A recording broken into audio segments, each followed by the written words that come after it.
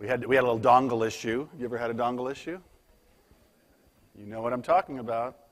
I love how, because it's super practical, so, and I feel an intense pressure to deliver for you. I think the little blurb promised 10 takeaways, and I'm going to come skidding in on the 10th, probably right around the 74-minute mark. So, and actually, I hope maybe for a little time for questions. So, I'm going to go fairly quickly. This will be sort of not at all like the last session. You will not have to get out of your seat.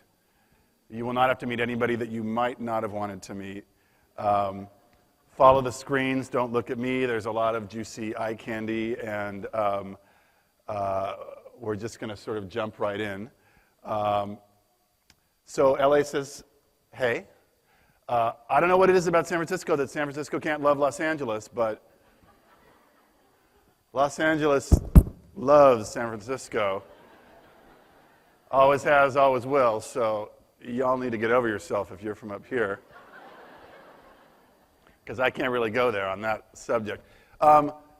We're all in-house, right? Is there like a spy here who's not in-house?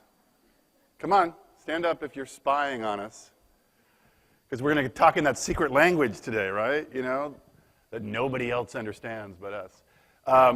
I thought, because I'm in-house at a kind of a unique company, every company is unique, but mine is about moving people around Los Angeles, which is one of the most phenomenally challenging things you could think of to do. So before I jump into the delivery of all these golden nuggets that may or may not help you with your life, I wanted to just give you a quick bit about us, because you're going to see a lot of Metro work, and I thought it might be helpful to kind of give that a context.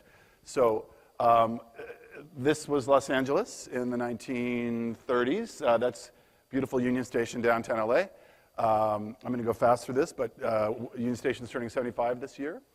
And it is the sort of still the transportation hub of LA, and it looks remarkably just like that, which is a really nice thing to say, because Los Angeles is not known as a city that looks back. It's all about looking forward, and we have managed to preserve this beautiful place. Even better, Metro bought Union Station last year, so we own the store now, which is kind of cool.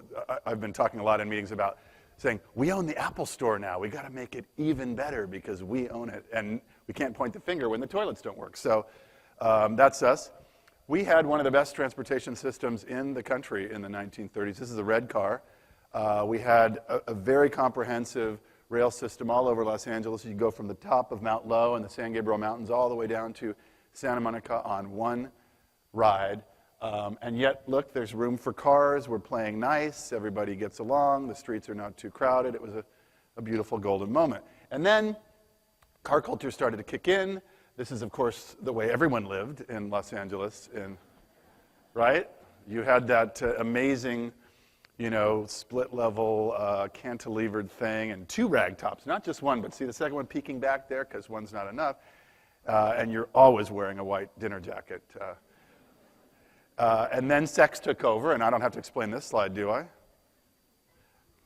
I'll see you later if you need some help. But this is the way advertisers were perceiving Los Angeles and tying cars to this great lifestyle. Even today, this is the super-duper $100,000 Tesla, all electric.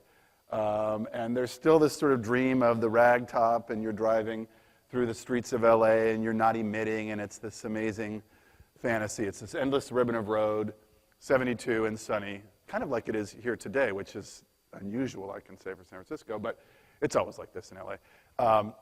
So this is sort of, you know, what people were putting out there as the idea of Los Angeles. Unfortunately, that's an unretouched photo, by the way.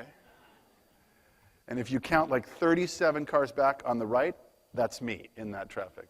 Or at least it was for 10 years or so. I drove about 75 minutes a day in traffic.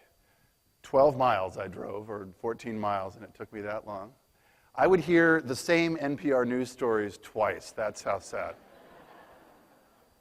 So we're very proud in Los Angeles because every year there's a study done by a research institute in Texas about what city has the worst traffic in the country.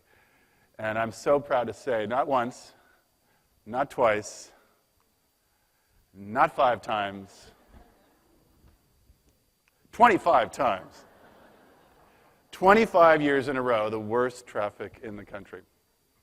I have amazing, great news, though. Sit down, because you're going to want to be sitting for this. Last year, Chicago. Right? So our work is done. They gave us 3 months of vacation and said, go.